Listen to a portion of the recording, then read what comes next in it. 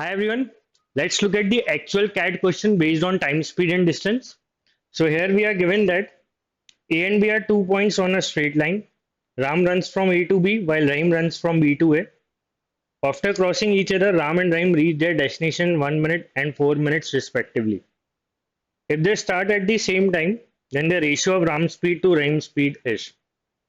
So basically अपन को given है there is a straight line,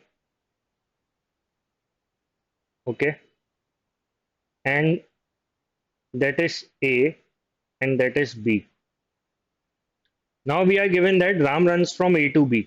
So Ram runs from A to B and Rahim runs from B to A. After crossing each other, Ram takes 1 minute to reach the destination and Rahim takes 4 minutes to reach the destination. That means let me take that M point where they are crossing each other, and after that Ram takes 1 minute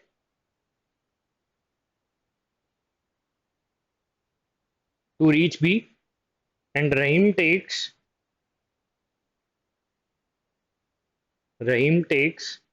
4 minutes to reach A. Now we are given that they are starting at the same time. They are approaching towards each other at the same time. So what is the speed ratio of Ram and Rahim? So let me take this speed of Ram as S1 and speed of Rahim as S2. तो अपन को इसी speed का ratio निकालना है. अब यहाँ पे अपन को पता होना चाहिए कॉन्सेप्ट कि यहाँ पे क्लियर गिवन है if they start at the same time. So when the bodies are moving towards each other at the same time, so whenever they meet, so अपन ने माना यहाँ पे मिलेंगे, तो जब whenever they meet time will be constant. So meeting time will be constant. Okay, so when time is constant, speed ratio is always proportional to distance ratio. तो जब दो बॉडीज एक दूसरे की तरफ अप्रोच करती हैं सेम टाइम पे, तो जब भी मिलती है तब टाइम सेम होता है, कांस्टेंट रहता है, तो कांस्टेंट टाइम पे मिलती है. तो स्पीड रेशियो हमेशा डिस्टेंस रेशियो के बराबर होता है. तो अपन को यहाँ पे ये देखना है कि एम से बी डिस्टेंस क्या होगा.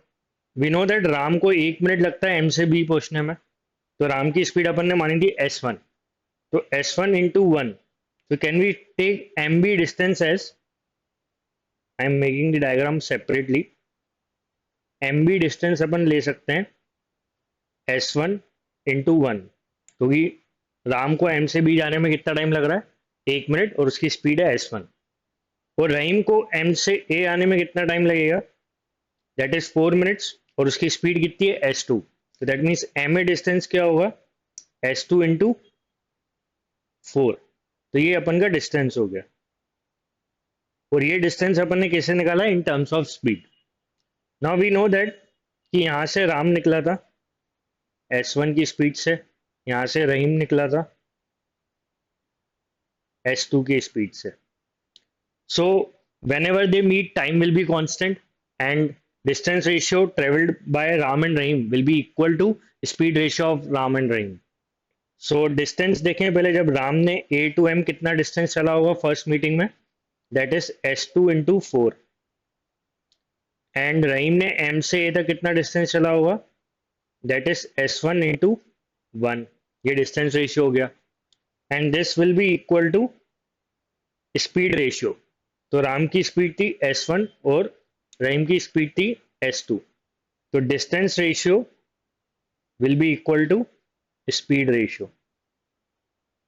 ठीक है, अब यहाँ क्रॉस मल्टीप्लाई कर लेते हैं, तो we will get S1 square, ये क्रॉस मल्टीप्लाई होगा तो ये हो जाएगा S1 square and that is S2 square equal to 4/1.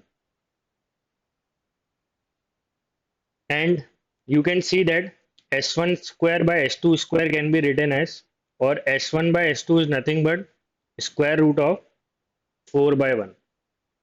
अब यहां से इसका एक कॉन्सेप्ट बनता है ये सीखने के बाद, जो आप डायरेक्ट यूज कर सकते हो, that speed ratio will always be equal to square root of time taken by Rahim to reach the destination. So let me take that as T2, and time taken by Ram to reach the destination as T1. तो that is T2/T1, inverse ratio फिर square root के साथ। तो ये concept है जो ये आप अप्लाई कर सकते हो डायरेक्टली इन प्रॉब्लम्स को सॉल्व करने के लिए।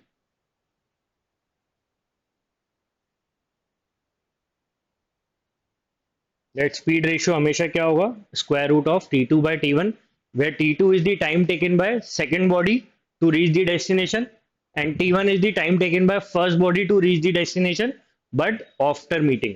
ओके, तो अपन ने S1/S2 देख लिया था, स्क्वायर रूट ऑफ 4/1 है, so therefore S1/S2 is square root of 4 is 2, so that is the answer, 2/1 or 2, that is the answer which is available in option C। Let's look at the next actual IPMAT question based on time, speed, and distance. So we are given with Vinita drives a car which has 4 gears.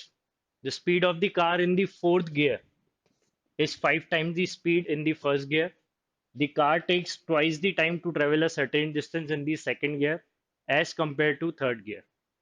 In a 100-kilometer journey, if Vinita travels equal distance in each of the gear, she takes 585 minutes to complete the journey. Instead, if the distance covered in the first, second, and third and fourth gear are 4, 4, 32, and 60, respectively, then the total time taken in minutes to complete the entire journey will be। तो basically यहाँ पे given ये है कि 100 kilometre का distance Vinita ने travel किया है, ठीक है, इक्वली, और उसकी कार में 4 गियर्स हैं, तो 4 इक्वल डिस्टेंस उसने ट्रेवल किया है। So that means 25 kilometre, 25 kilometre, 25 and 25। सो ये टोटल जो 100 किलोमीटर डिस्टेंस है ये इक्वली ट्रेवल किया है 4 गियर्स में। सो दैट इज फर्स्ट गियर पे, सेकंड, थर्ड एंड फोर्थ, ये इंफॉर्मेशन गिवन है। अब यहाँ पे ये गिवन है फर्स्ट लाइन में, speed of car in the fourth gear is 5 times the speed in first gear. Gear 4 और गियर 1 में स्पीड का रिलेशन गिवन है। So let me take speed of gear in the fourth gear is 5 times speed in first gear. तो अगर मान लो first gear में speed x है तो फोर्थ गियर में स्पीड होगी 5x, ये अपन को गिवन है। So that is the point of speed. एक और पॉइंट गिवन है, car takes twice the time to travel a certain distance in the second gear as compare to third gear. Second gear में twice time लगता है, double time लगता है third gear से। मतलब अगर गियर 3 में अगर टी टाइम लग रहा है तो गियर 2 में 2t टाइम लगेगा। ये टाइम के बारे में बताया गया है। तो पहले तो क्लियर रखना है कि जो इन्फॉर्मेशन है वो अपन को क्या क्या गिवन है, ठीक है। So that is the main part of this question, that is अगर गियर 3 में टी टाइम लग रहा है तो गियर 2 में 2t टाइम लगेगा, ठीक है। तो ये इंफॉर्मेशन टाइम की है, ये इंफॉर्मेशन स्पीड की है।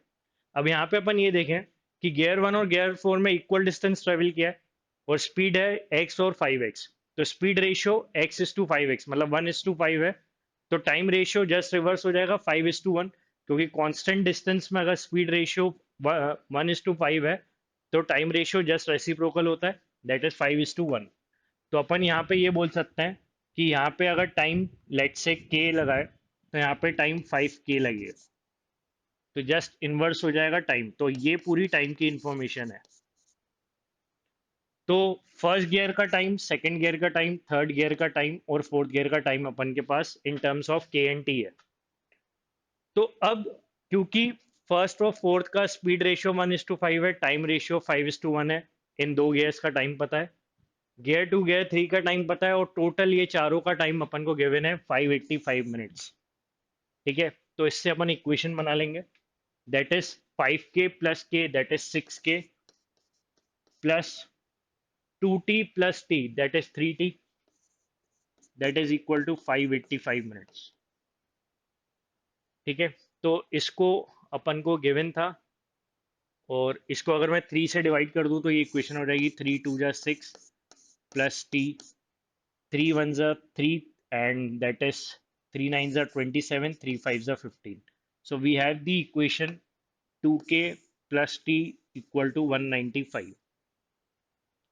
ठीक है। अब नेक्स्ट क्या कंडीशन लगाई है, इफ, यहाँ पे क्या लिखा है, instead if distance covered in the first second third and fourth gear are 4, 4, 32 and 60 respectively.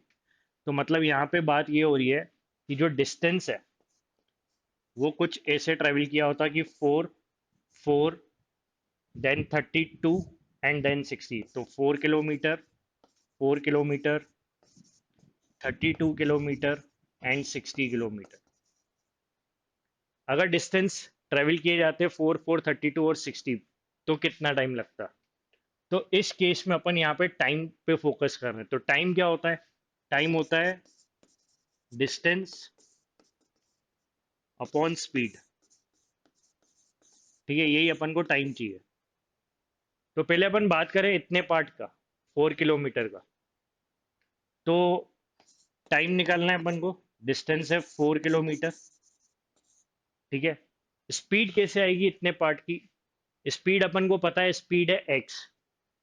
ठीक है, स्पीड क्या है, फर्स्ट गियर में ये गियर वन, ये गियर टू, गियर थ्री और गियर फोर में, अगर ये चार डिस्टेंस इन गियर्स में चले होते, तो गियर वन में अपन को स्पीड पता है, तो आप स्पीड लिख सकते हो। एक्स की वैल्यू क्या होगी स्पीड की, distance upon time, that means 25/5 के।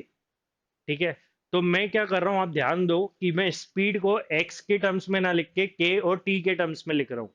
क्यों, क्योंकि मेरे पास के और टी का रिलेशन है। तो ये टाइम मुझे निकालना है, ये वाला टाइम निकालना है।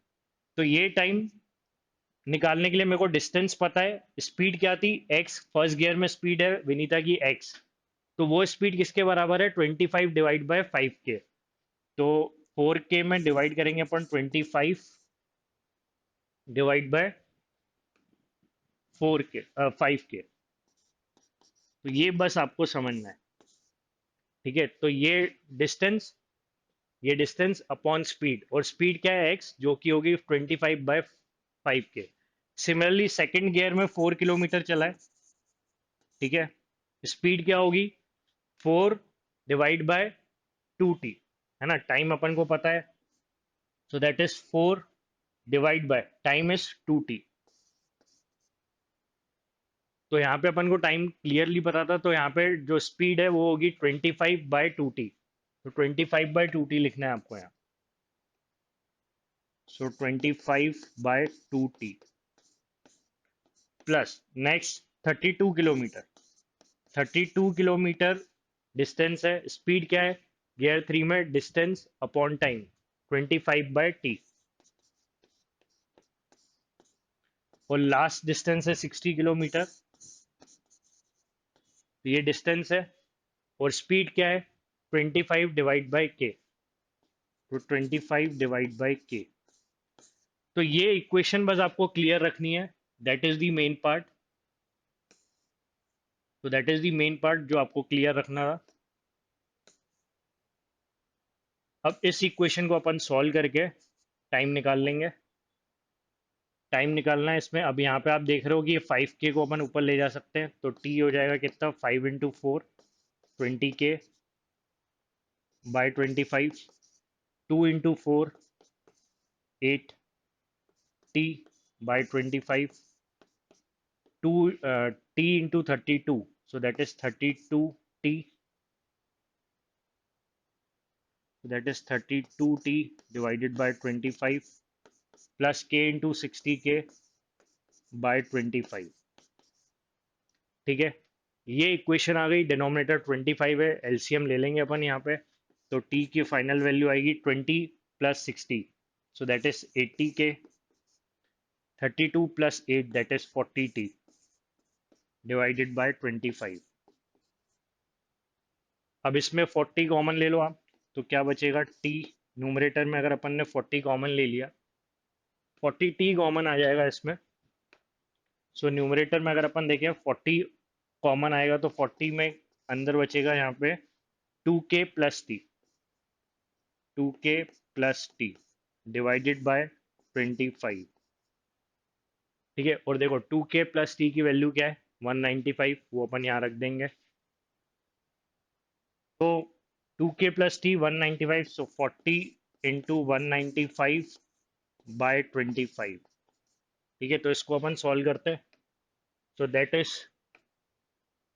5 8 जा 40, 5 5 जा 25, 5 3 जा 15, 5 9 जा 45। सो 8 इंटू 39 करना है। सो 8 इंटू 39, 9 8 जा 72, 8 3 जा 24 plus 7, so that is 312. So we got the answer as 312 minutes. So that is the input answer, 312। तो यहाँ पे जो इनपुट करना था that is 312 minutes। ठीक है, let's look at the actual Z question based on time, speed and distance. So here we are given with a flight traveling to a destination 11,200 kilometers away was supposed to take off at 6:30 a.m. Due to bad weather, the departure of flight got delayed by 3 hours. The pilot increased the average speed of the airplane by 100 km per hour from the initially planned average speed to reduce the overall delay to 1 hour. Had the pilot increased the average speed by 350 km per hour from the initially planned average speed, when would have the flight reached its destination?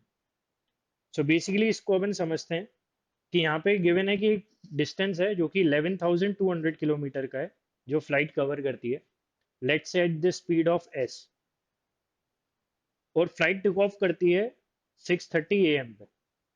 तो 6:30 AM पे regular take off करती है, पर एक दिन weather conditions favour में नहीं थी, तो 3 घंटे डिले होके फ्लाइट निकलती है, तो दैट मीन्स 9:30 पे फ्लाइट निकलती है।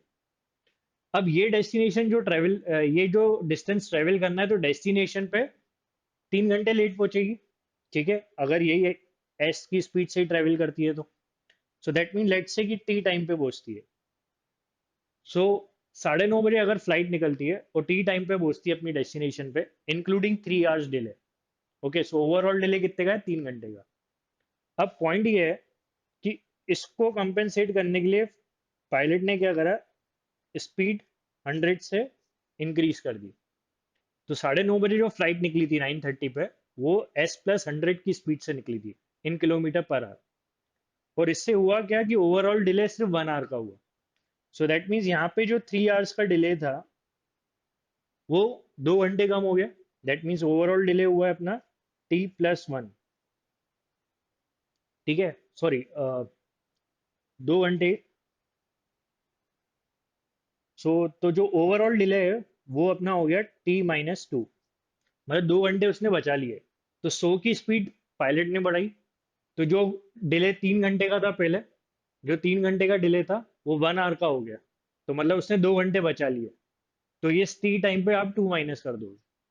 ठीक है, now we can make the equations by using speed into time equal to distance. So distance है 11,200 किलोमीटर।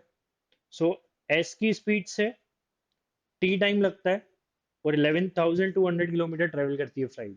तो एक इक्वेशन बेसिक हो गई, S into T is 11,200 kilometre. And second situation जब पायलट ने स्पीड बढ़ाई थी, दैट इज S+100, तब टाइम लगा था T-2, that is also 11,200 kilometre. But क्योंकि डिस्टेंस इक्वल है तो उसको अपन इक्वेट कर देते हैं, तो S into T left side equate कर रहे हैं अपन, so that is S+100 into T-2। ठीक है, तो अपन इसको सॉल्व करेंगे।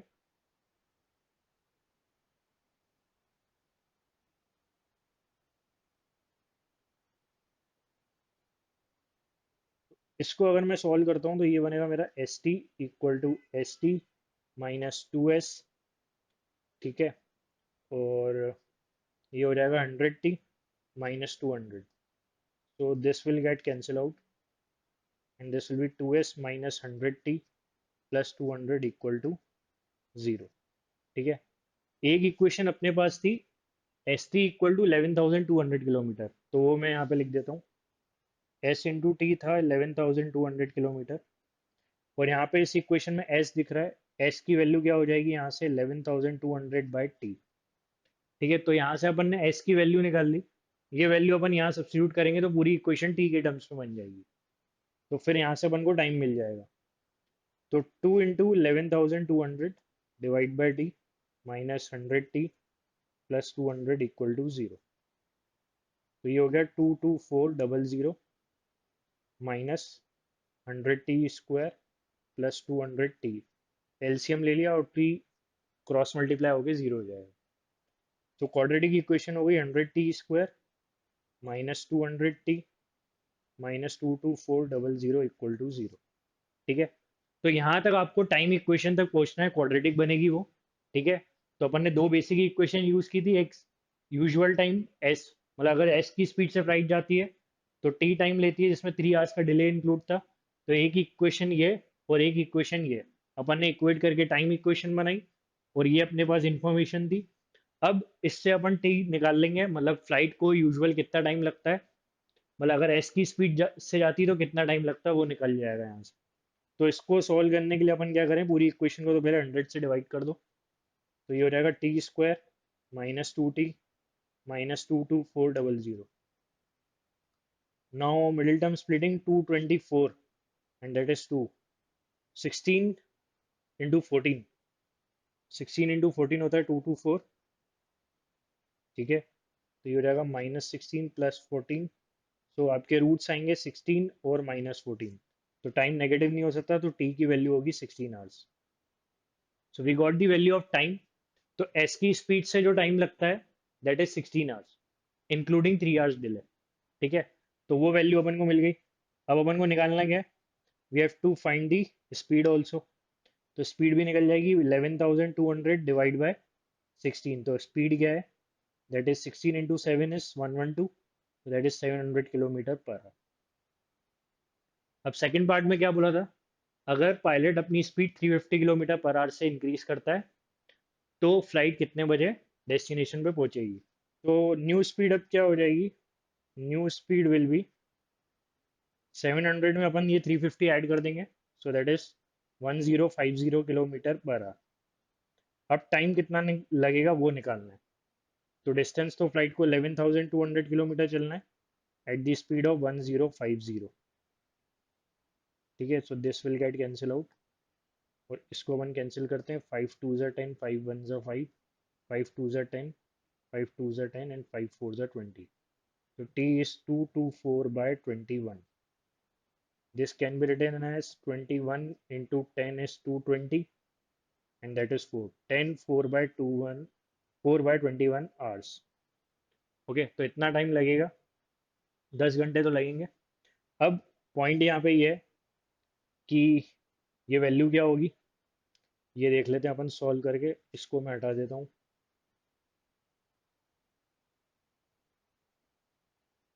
तो फ्लाइट 9:30 पे निकलती है। ठीक है, उसको 10 4 बाय 21 आवर्स लग रहे हैं, मतलब 10 आवर्स तो लग ही रहे हैं। और 4/21 आवर्स, तो 4/21 आवर्स, आवर्स को मिनट्स में कन्वर्ट कर लो। So that is 3732 21 10 220, and that is 14, yes sorry 14। So that is 7 2 ज़ा 14, दैट इज 40 मिनट्स। इसका मतलब ये हो गया कि फ्लाइट 9:30 के बाद 10 आवर्स लेगी 40 मिनट्स।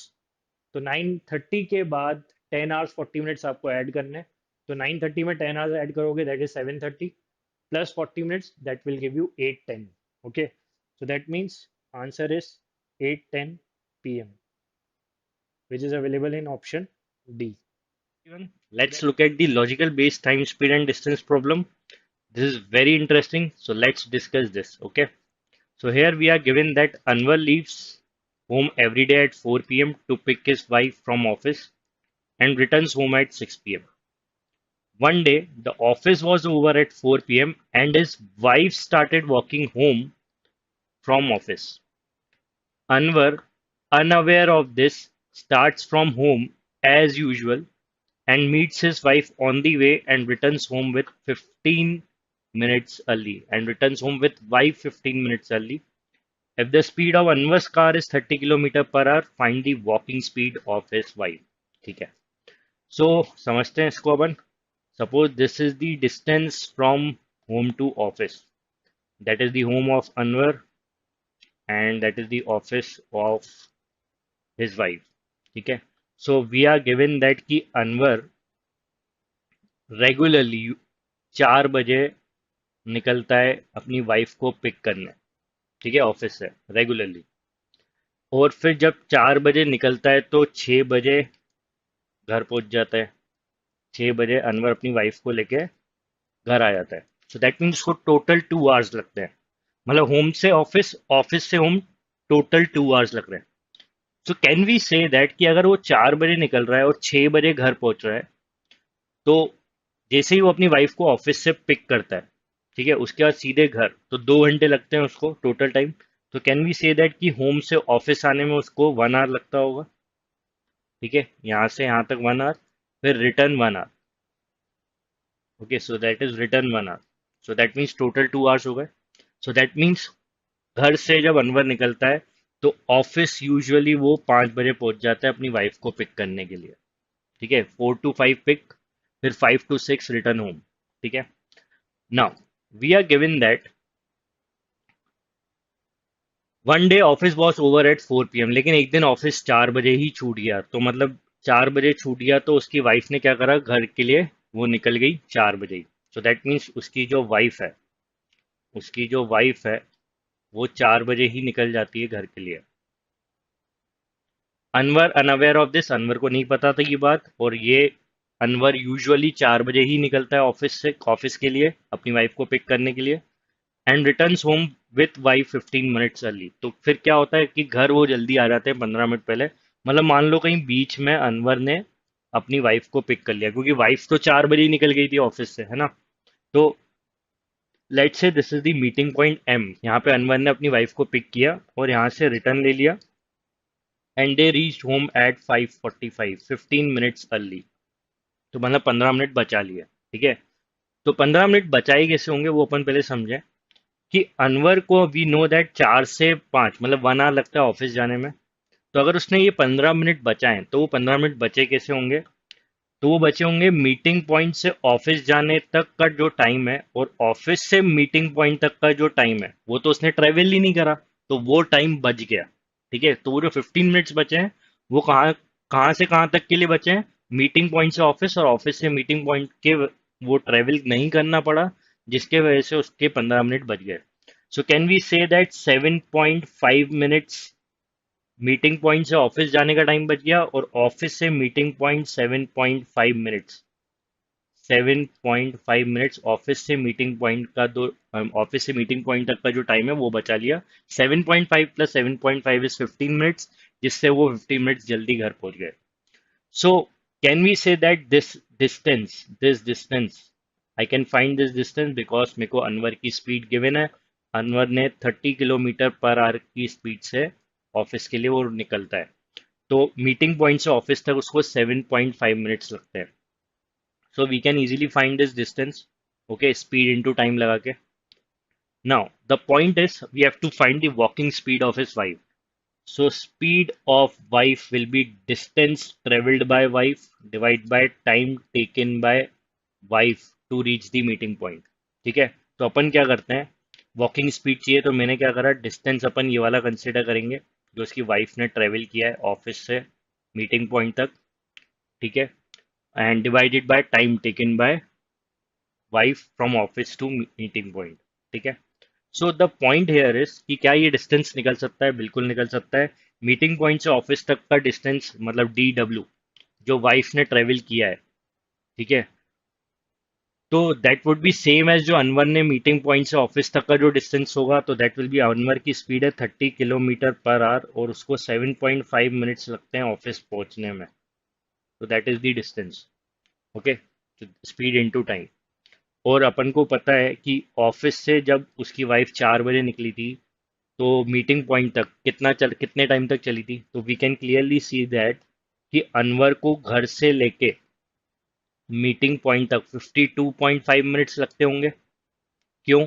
क्योंकि इस 52.5 मिनट्स में अगर 7.5 मिनट्स ऐड होंगे तभी तो 60 मिनट्स होंगे, और वो 5 बजे ऑफिस पहुंच जाएगा, क्योंकि अनवर 5 बजे ऑफिस पहुंचता है। सो दैट मीन्स जो उसकी वाइफ है वो 4 बजे निकली थी ऑफिस से, और अनवर भी 4 बजे निकला था, तो मतलब ऑफिस से मीटिंग पॉइंट तक दोनों को 52.5 मिनट्स लगे। So can we say that time taken by wife is 52.5 minutes, that is 52.5 minutes चला है उसकी वाइफ ने। और कितना डिस्टेंस चला है, दैट इज जो डिस्टेंस अनवर को मीटिंग पॉइंट से ऑफिस तक लगता है, that is 30 into 7.5 minutes. Minutes को मैं आवर्स में कन्वर्ट कर रहा हूँ डिवाइड बाय 60 करके, ठीक है। और नीचे वाला जो टाइम है इसको भी अपन डिवाइड बाय 60 कर देते हैं, आवर्स में कन्वर्ट हो जाएगा। सो अपना जो डिस्टेंस स्पीड जो है वो किलोमीटर पर आवर में आएगी, क्योंकि अपन के ऑप्शन में स्पीड किलोमीटर पर आवर में है, ठीक है। So I can easily cancel out these two 60s। So that means 30 into 7.5 divide by 52.5. Same decimal places हैं, हटा दो, ठीक है। Now next 5 6 are 30, 5 10 are 50, 5 5 are 25, 5 2 are 10, 5 1 are 5, 5 15 are 75, okay।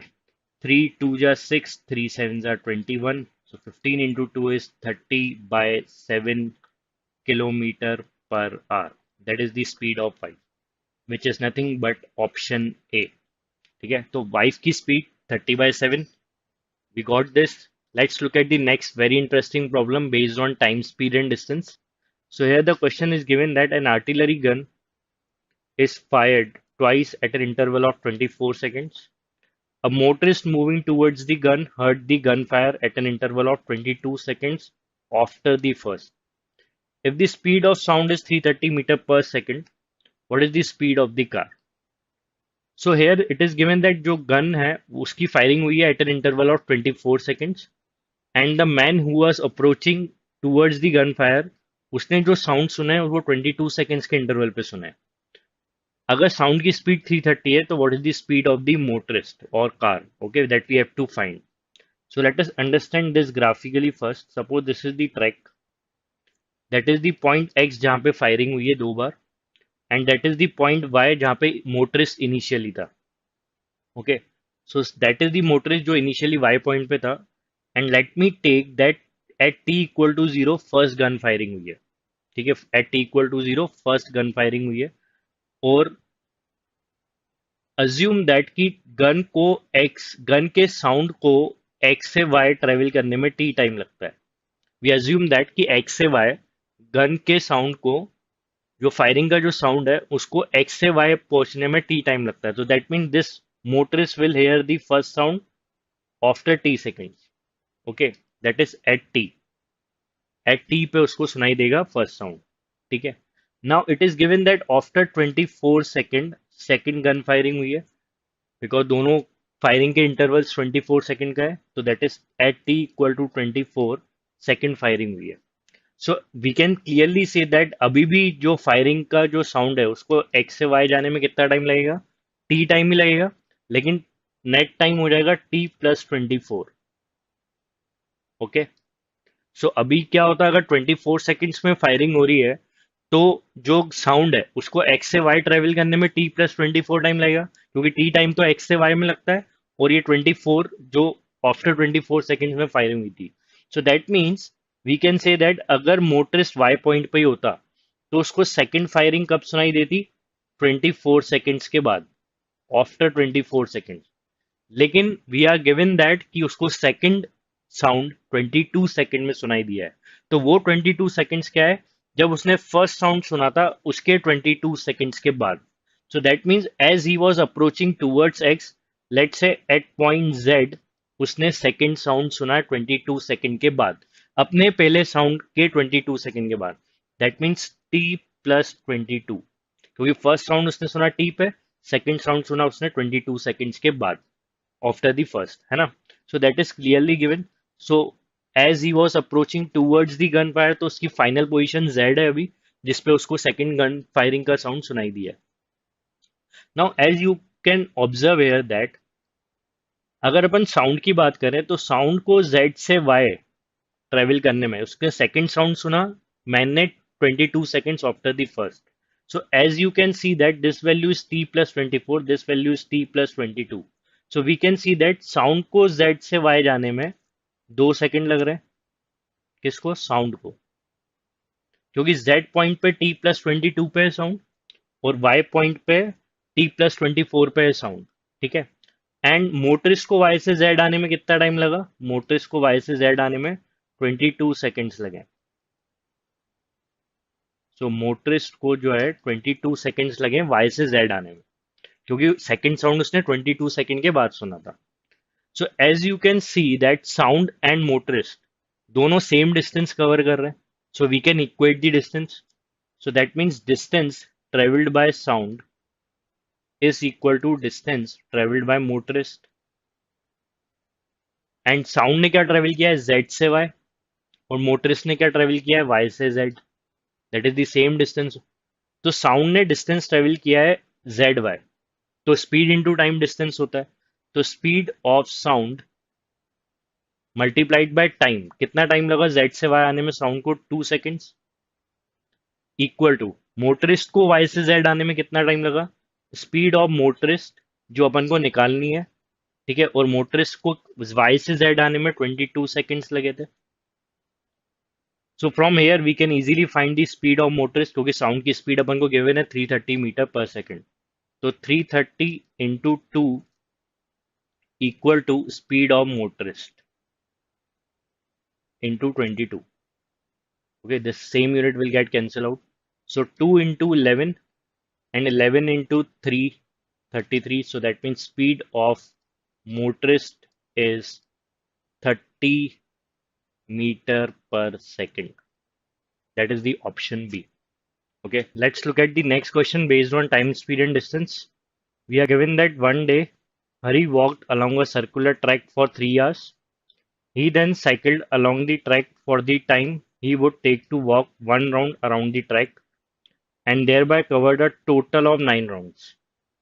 Another day, he walked along the track for 4 hours and then drove his motorcycle along the track for the time he would take to walk one round around the track, and thereby covered a total of 14 rounds. If the speed of his cycling and motorcycle were 5 and 10, respectively, then find his walking speed. So we have to find the walking speed of Hari. So we have a circular track. So in this, it is given that he walked along a circular track for 3 hours. And let me take the walking speed as x kilometre per our. तो सबसे पहले उसने 3 घंटे के लिए walk किया. सो 3 घंटे में कितना डिस्टेंस चलेगा, suppose this is the starting point. So 3 घंटे तक let's say he is covering 3x kilometre. Because speed is x, he is walking for 3 hours, so distance covered will be 3x. And he then cycled along the track. इस point के बाद उसने cycle से कितना time चला, the time he would take to walk one round around the track. उसने कितने time cycling करी, वो अपन को गिवन है जितना टाइम उसको एक राउंड कंप्लीट करने में लगता है वॉक करते टाइम. तो वॉक करते टाइम जितना एक राउंड कंप्लीट करने में लगता है उतने टाइम उसने साइकिलिंग करी. तो पहले अपन वो देख लेते हैं कि वॉक करते टाइम एक राउंड लगाने में उसको कितना टाइम लगेगा. So let me take the track length is L. Okay, so एक लैप कंप्लीट करने के लिए, एक राउंड कंप्लीट करने में उसको कितना टाइम लगेगा, time to cover one round by walking will be L distance upon speed. तो ये टाइम होगा एल बाय एक्स, जिससे जितना टाइम इसको एक राउंड कंप्लीट करने में लगता है उतने ही टाइम उसने साइकिलिंग करी है. और साइकिलिंग की स्पीड कितनी गिवन है, 5 किलोमीटर पर आवर. सो इसमें अपन साइकिलिंग का डिस्टेंस ऐड कर लेते हैं. So that means speed of cycle is 5 into कितने टाइम के लिए उसने साइकिलिंग करी, एल बाय एक्स टाइम के लिए. And therefore he covered a total of 9 rounds. उसने टोटल मतलब walking plus cycling total 9 rounds cover करें. So that means that is equivalent to 9L. Okay. So now let's simplify this. So this will be 3x plus, oh sorry, LCM लेंगे, so that will be 3x square plus 5L equal to 9XL. LCM लेके x cross multiply हो जाएगा. So that is the first equation. Okay. Similarly, we have given that another day he walked along the track for 4 hours. तो उसने 4 घंटे के लिए walking की. So that means next day जो है, next day another day he walk for 4 hours. तो that mean उसने कितना कवर किया होगा, 4x, क्योंकि वॉकिंग स्पीड उसकी x है, plus and then drove his motorcycle. उसके बाद उसने 3x की जगह 4x कवर किया, ठीक है, और फिर उसने मोटरसाइकिल से राइड किया कितना टाइम, जितना टाइम उसको एक राउंड कंप्लीट करने में लगता है वॉक करते टाइम. ठीक है, सो दैट मीन्स उसने कितना टाइम चला, एल बाय एक्स टाइम जो है मोटरसाइकिल चलाई. मोटरसाइकिल की स्पीड है 10. सो that means 10 into L by x, जितना टाइम उसको एक राउंड कंप्लीट करने में वॉक करते हुए लगता है। सो ऐसे उसने टोटल मतलब वॉक करा 4 आवर्स, फिर मोटरसाइकिल उसने कितने टाइम चलाई, एल बाय एक्स टाइम, ठीक है। उतने टाइम पे टोटल उसने कितने राउंड्स कवर करे, 14 rounds, that is 14 L। So let's takes LCM again, so that will be 4x² plus 10L, and that will be 14XL. So that is the second equation. Okay. So first और second equation को use करके अपन x निकाल सकते हैं, that will be the walking speed. Okay, so let's work out this. First equation से अगर अपन देखें, सो उसको सिंप्लीफाई करें तो अपन यहाँ पे लेंथ ऑफ ट्रैक की इक्वेशन, लेंथ ऑफ ट्रैक जो L है उसकी वैल्यू निकाल सकते हैं। So that will be 3x² equal to 9XL minus 5L। Okay, so if I take L common, so that will be 9x minus 5, and that is 3x square. So length of track will be 3x square by 9x minus 5. Okay. Similarly, second equation को भी simplify कर लेते हैं। So इससे अपन को क्या मिलेगा, 4x square 10L right side में जाएगा, so that will be 14XL minus 10L. Okay, if I take L common, so that is 14x minus 10, and that is 4x square. So L की value क्या हो जाएगी, 4x² upon 14x minus 10। So we have L equation, we have the equation of L। तो right hand left side equal है, तो right hand side equal होगा, तो इसको अपन इक्वेट कर सकते हैं। Okay, so just equate the left and right side part. तो अपन यहाँ पे मैं इक्वेट कर रहा हूँ, सो that is 3x² over 9x minus 5 is equal to 4x² over 14x minus 10. Okay, so x square will get cancelled out. Just do the cross multiplication. So that will be 14 threes are 42x minus 30 equal to 9 fours are 36x minus 4 fives are 20. Okay, so 42 minus 36, that will be 6x, and 30 minus 20, that is 10. So we got the walking speed at 10 by 6, that is 5 by 3. Okay, so 5 by 3 kilometer per hour उसकी walking speed है, that is our required answer. Okay, so I hope that is clear to you. We have taken the length of track as L, उसके एक round complete करने का time L by X था, और इतने time उसने bike और cycling चलाई थी, बाइक और साइकिलिंग की थी। वो डिस्टेंस जो उसने बाइक और साइकिलिंग से कवर किया था और जो उसने वॉक करते हुए कवर किया था, वो दोनों अपन को राउंड्स के टर्म्स में गिवन था, इक्वेशंस बनाई, and then we found the value of walking speed, that is 5 by 3 kilometre per hour, which is nothing but option A. Okay, let's look at the next challenging problem from time, speed and distance. So here the question is saying that three friends A, B and C from X wanted to travel from town X to town Y, which was 40 kilometer. A, who had a bike, started along with B, while C started simultaneously on foot.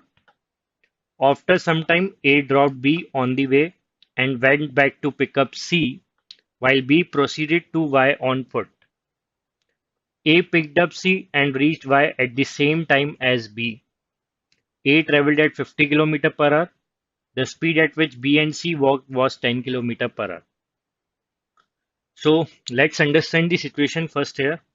So we are given that there is a town X and Y, which was 40 kilometers. So let me make that track. So there is a track of XY. तो दो town है X and Y, that is 40 kilometre total. Now we are given that A who had a bike, तो A के पास bike है, A who had a bike started along with B, while C started on foot. Okay, so X point से A और B bike से निकलते हैं Y की तरफ, और C निकलता है X से वॉक करते हुए on foot, okay, simultaneously same time पे। And after some time A drop B, कुछ टाइम के बाद A ने B को ड्रॉप कर दिया, okay, and went back to pick up C, तो A ने B को ड्रॉप किया, आगे गई, ठीक है, एक पर्टिकुलर पॉइंट पे, फिर ए बैक गया, सी को पिक करा, while B proceeded to Y on foot, लेकिन बी फुट पे जैसे ही ए ने बी को ड्रॉप किया तो बी ऑन फुट प्रोसीड करने लगा वाई की तरफ. Okay, so let me take this the point M जहां पे ए ने बी को ड्रॉप किया. ओके, सो ए ने बी को यहाँ पे ड्रॉप किया, मैंने ये मान लिया एम पॉइंट पे, and then M started to proceed Y on foot. Now we are given that जब ए ने बी को ड्रॉप किया तो A turn back, okay, and picked C. तो let me take this is the point N where A picked C. A ने C को N point पे pick किया, ये मैंने मान लिया. ठीक है, सो ए ने पहले बी को ड्रॉप किया, देन ए ने बैक लिया, सी को पिक करा. तो जिस पॉइंट पे सी को पिक किया, I assume that point as N. Now we are given that A picked up C and reached Y at the same time as B. तो जब ए ने सी को पिक करा तो बी और ए सी, अब ए सी बाइक से आ रहे हैं, ठीक है, और बी वॉक करता हुआ वाई की तरफ जा ही रहा था. ठीक है, now it is given that B और ए सी दोनों सेम टाइम पे वाई की तरफ पहुंचे हैं. ठीक है, सो दैट मीन्स जितना टाइम बी को एम से वाई चलने में लगा, ध्यान से सुनना, जितना टाइम बी को एम से वाई चलने में लगा उतना टाइम ए को एम से एन, सी को पिक करा, और एन से वाई चलने में लगा होगा, क्योंकि यहाँ पे क्लियरली गिवन है when B reached Y at the same time A and C also reached Y. ठीक है, तो ए तो पीछे पहले पिक भी करने गया था सी को. So that is the point, that is the crucial part of the problem. And A की स्पीड बाइक की गिवन है 50 किलोमीटर पर आवर और बी और सी की वॉकिंग स्पीड है 10 किलोमीटर पर आवर. ठीक है, तो अपन को क्या निकालना है, basically we have to find the time after which A turn back, की ए जब टर्न हुआ था सी को पिक करने के लिए तो कितने टाइम पे हुआ था, that is the question first. Okay, तो अपन निकालते हैं, उसको क्रैक करते हैं. सो सबसे पहले की पॉइंट यहाँ पे ये है कि देखो, we already knew that B को एम से वाई जाने में जितना टाइम लगा उतना ही टाइम ए को एम से एन, सी को पिक किया, फिर एन से वाई रीच हुआ सी के साथ, है ना, उतना ही टाइम लगा. तो बी को एम से वाई चलने में इतना टाइम लगा, उतना ही ए को एम से एन और एन से वाई चलने में लगा. And we know that whenever time is constant, when time is constant, so अपन ने क्या पढ़ा है क्लास में, that whenever time is constant distance ratio is always equivalent to speed ratio. जो डिस्टेंस का रेशियो होता है बॉडी के ट्रेवल करने का, वो उनकी स्पीड रेशियो के बराबर होता है. So let us implement this. So पहले बात करते हैं ए की. सो ए ने कितना डिस्टेंस ट्रेवल किया वो अपन पहले मान लेते हैं. Let me take these 3 stretches as, इसको अपन ले लेते हैं P, इसको लेते हैं Q, इसको लेते हैं R. तो XN मैंने P ले लिया, NM मैंने Q ले लिया, MY मैंने R ले लिया, and we know that P plus Q plus R is 40, that we know. Okay, now A की बात करते हैं अपन. A ने क्या करा, B को ड्रॉप किया M पॉइंट पे, ही ट्रेवल्ड Q, फर्स्ट ही ट्रेवल्ड Q, C को पिक किया, देन एन से एम और एम से वाई, मतलब फिर से क्यू ट्रेवल किया होगा, वाई की तरफ जाना है उसको, तो फिर क्यू ट्रेवल किया, फिर आर ट्रेवल किया. सो ए ने फिर से क्यू फिर आर ट्रेवल किया and he reached Y along with C, right. Now उतने ही टाइम पे बी ने कितना चला, ओनली आर. ठीक है, उतने ही टाइम पे बी ने कितना चला, ओनली आर. सो नेक्स्ट अगर अपन बात करें तो ए ने क्यू प्लस आर चला, ठीक है, और बी ने सिर्फ आर चला है, तो that is the distance ratio and that should be equal to speed ratio. तो what is the speed, 50/10, that is the speed, क्योंकि A was travelling entirely on the bike and B was walking. Okay, so that is the distance ratio that we can easily find. So ये और ये cancel, so that is 2q plus r equal to 5r, cross multiply करा है, so 2q equal to 4r, or I can say q is equivalent to 2r. So I got q in terms of r, that is twice of r. Okay, now once we got this, we know very well that कि अब यही situation अपन ए और सी को लेके भी लगाते हैं। ठीक है क्या? जब देखो when A travelled X to M, मतलब जब उसने बी को ड्रॉप किया, then he turn back and picked C at N, है ना? सो दैट मीन्स जितने टाइम पे सी ने एक्स से एन ट्रेवल किया, that is P distance travel किया, उतने टाइम पे ए ने कितना ट्रेवल किया? एक्स टू एम, बी को ड्रॉप किया, फिर एम टू एन, सी को पिक किया। ठीक है? So same concept again A पे अप्लाई कर रहे हैं अपन। So when A travelled P plus Q, okay, from X, P plus Q travel करके बी को ड्रॉप कर दिया एम पे, then he turn back, okay, so again he travelled Q to pick C, then उतने ही time पे C ने कितना ट्रेवल किया, उतने ही टाइम पे सी ने कितना ट्रेवल किया वो देख लेते हैं। उतने ही टाइम पे सी ने सिर्फ पी ट्रेवल किया है ना? So again distance ratio equal to speed ratio, so that is 50/10 again, क्योंकि ए तो बाइक पे ही चल रहा है, C was on foot. So 5:1 is the ratio, so P plus 2q equal to 5p। Okay, so that is 4p equal to 2q, or I can say q is equal to 2p. Okay, so let's plug in the values. We know that p plus q plus r is 40. So q is twice of r. So can I say that r is nothing but half of q? And from here I can say that p is nothing but half of q. So just plug in the values. So p is half of q, that is q, and that is also half of q equal to 40. So half plus half is 1 plus 1 2, so that is 2q is 40. So it implies that q is 20. So once you got that q is 20, that means 20 kilometer, and p क्या था? q का half था, that means 10 kilometer, and r is also half of q, that is 10 kilometer. So we got the breakup of 40 kilometer. xn is 10, nm is 20, my is 10. Okay. So once we are done with this, we can easily find all the questions.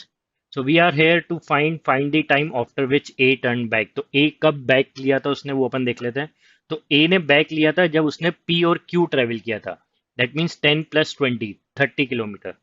So A traveled 30 kilometre, okay, first, and उसकी speed क्या थी? A की bike की speed थी 50, so that is 50 kilometre per hour. So इतने duration के बाद A ने टर्न किया था, तो that is 3/5 of R. Okay, so 3/5 of R is what? 3/5 of 60. So 3/5 of 60, that is 12 threes are 36 minutes. So answer in minutes, that is option C. Okay. Next, we have to find the average speed for the entire trip. किसकी? B की. We have to find the average speed. Now what is average speed? तो average speed अपन को निकालनी है B की. Average speed निकालनी है, तो that is total distance, okay, upon total time. Now total distance B ने टोटल 40 किलोमीटर ट्रेवल किया है, ठीक है, एंड टाइम सबसे पहले एक्स से एम उसने ए के साथ बाइक में ट्रेवल किया था, तो कितना टाइम लगा उसका? तो पी प्लस क्यू ट्रेवल किया उसने, 30 किलोमीटर ट्रेवल किया बाइक में ए के साथ एट द स्पीड ऑफ 50, तो that is the time distance upon speed. फिर उसने एम पे उतर के, एम से why he was walking 10 kilometre, उसने कितनी देर कितनी स्पीड में कवर किया? 10 की स्पीड से। Okay, so that is the total time taken by B to cover X to Y. So let's solve this. So that is 40 upon 3 by 5 plus 1. So that is 40 upon 5 plus 3, 8, and that will be 5, 8, 5 is 40. So that is 25 kilometer per hour. Okay, so that is option D. Let's look at the next question based on time, speed, and distance. So here the question is, a ship 154 kilometer from the shore springs a leak which admits 4.5 tons of water in 11 minutes.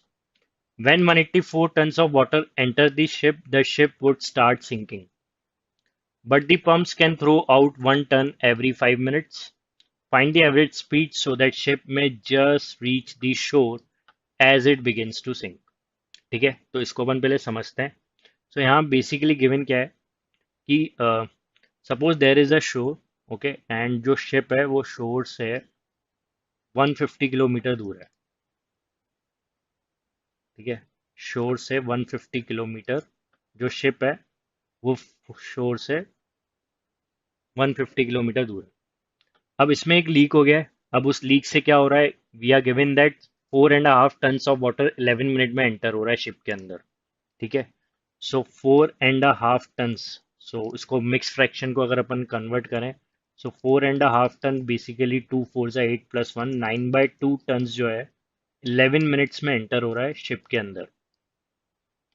So can I से that अगर input क्या हो रहा है ship के अंदर, input क्या हो रहा है 11 मिनट में 9/2 टन्स पानी आ रहा है, सो 1 मिनट में कितना आ रहा है, सो दैट विल बी 11 नीचे आ जाएगा, so that means 9/22 tons, okay.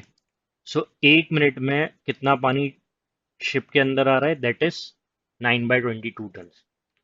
And we know that जैसे ही 184 टन्स पानी जमा हो जाएगा, ठीक है, शिप के अंदर, तो उसके बाद क्या होगा, शिप वुड स्टार्ट सिंकिंग, डूबने लगेगी।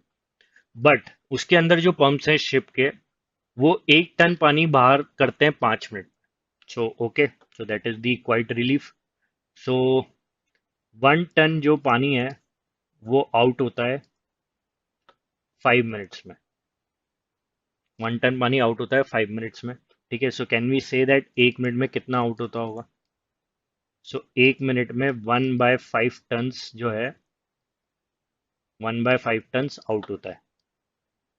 सो we got one thing that 1 minute में 9/22 टन्स पानी एंटर होता है और 1 मिनट में 1/5 टन्स बाहर हो जाता है। सो नेट कितना रिटेन होता है अंदर वो देख लेते हैं। सो नेट जो है water, net water retained in 1 minute, retained in 1 minute, so that is 9/22 minus 1/5, so इतना पानी जो है वो 1 मिनट में रिटेन हो जाता है। So that is 5 9s are 45 minus 22 upon 22 into 5, that is 110 tons per minute retain होता है। So that is 5 minus 2 3 4 minus 2 23/110, 23/110 tons per minute enter होता है, सॉरी रिटेन होता है, ठीक है। But when we know that 184 tons of water enter the ship, the ship would start sinking, तो जैसे ही 184 tons पानी शिप में भर जाएगा तो शिप विल स्टार्ट सिंकिंग। सो अपन पहले ये देख लेते हैं कि 184 tons पानी जमा होने में शिप के अंदर कितना टाइम लगेगा। सो that will be the time, जितना टाइम उसको लगेगा पानी 184 टन्स एंटर होने में, उतना ही टाइम है शिप के पास शोर तक पहुंचने के लिए, that is the shore, SHORE, है ना। तो इतना टाइम होगा जब तक 184 टन्स भर जाएगा, तब तक ship can move towards the shore, क्योंकि उसके बाद तो ship will start sinking. So time देख लेते हैं, तो we can see that 184 tons पानी भरने में कितना टाइम लगेगा। We know that per minute कितना पानी रिटेन हो रहा है, 23/110 tons per minute, 23/110 tons per minute, okay. So that is tons cancel. Now that is 23 into 8 is 184. So that means we can see that 110 into 8. That means 880 minutes ship के पास है इस point से शोर तक आने के लिए।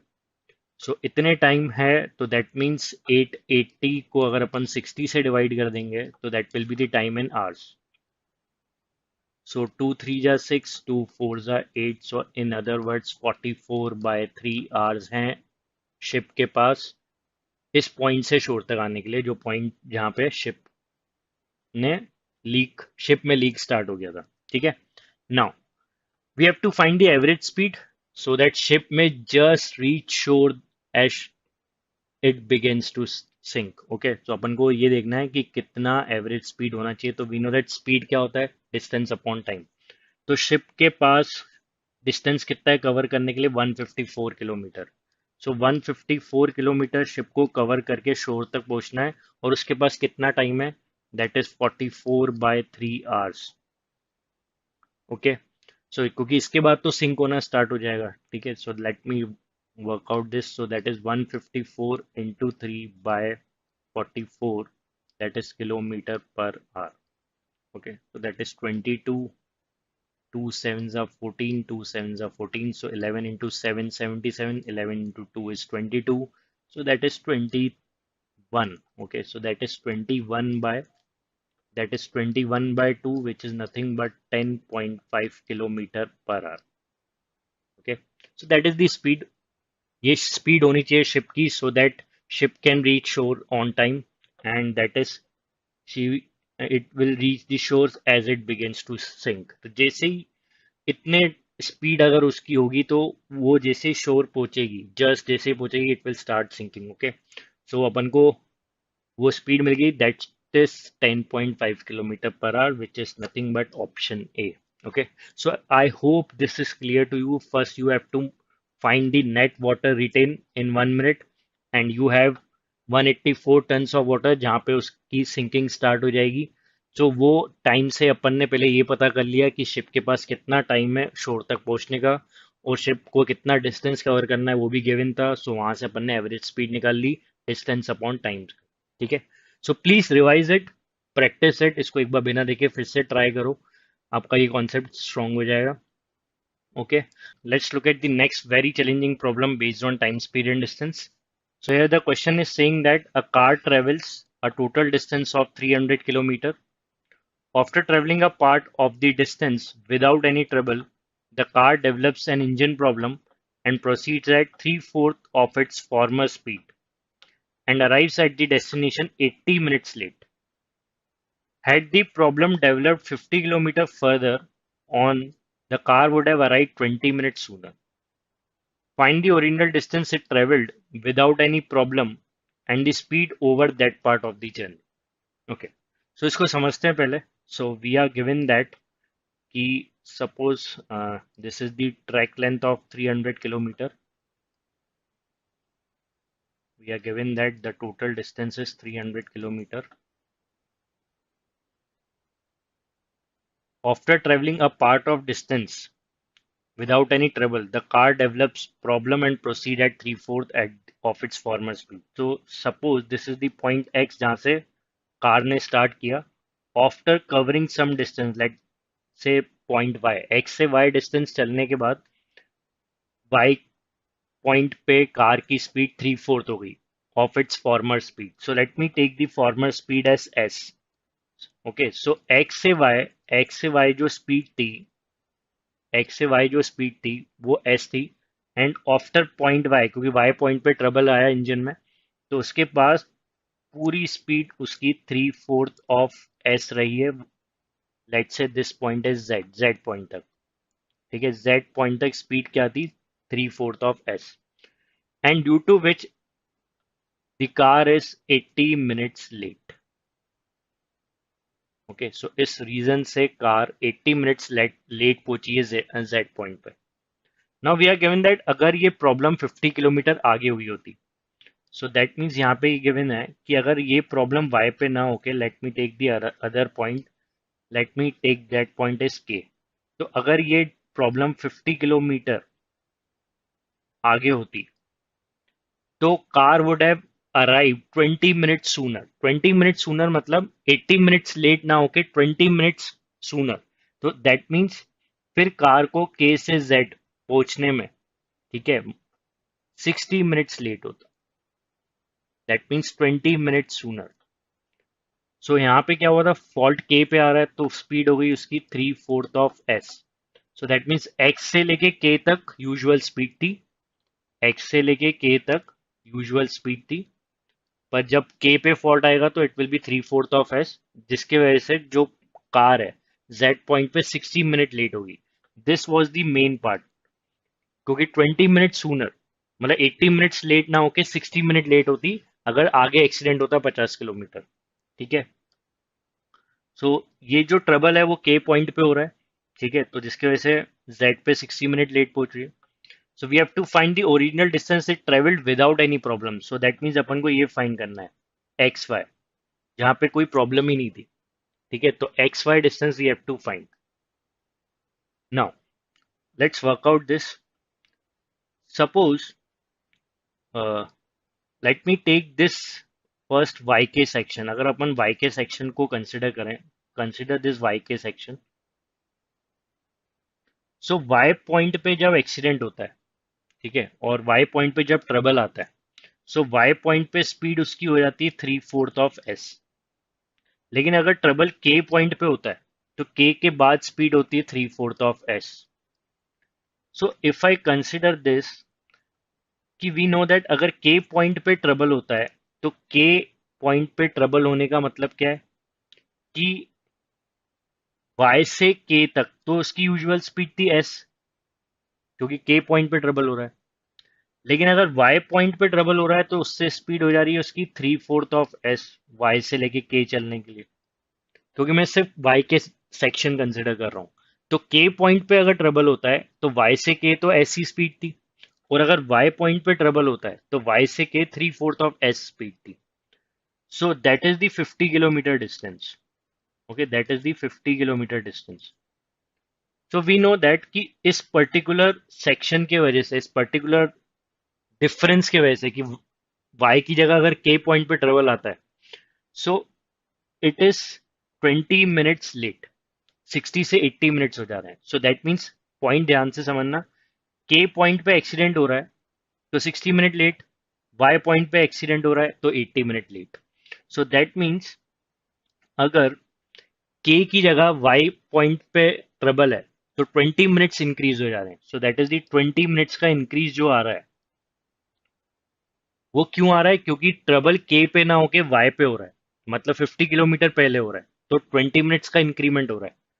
सो कैन वी से दैट कि suppose since this distance is constant है ना, ये डिस्टेंस कांस्टेंट है, so can we say that कि वाई से के अगर अपन डिस्टेंस कंसिडर करें तो इस पर्टिकुलर टाइम पे जब वाई पॉइंट पे ट्रबल आ रहा है तो स्पीड कितनी है? 3/4 ऑफ एस।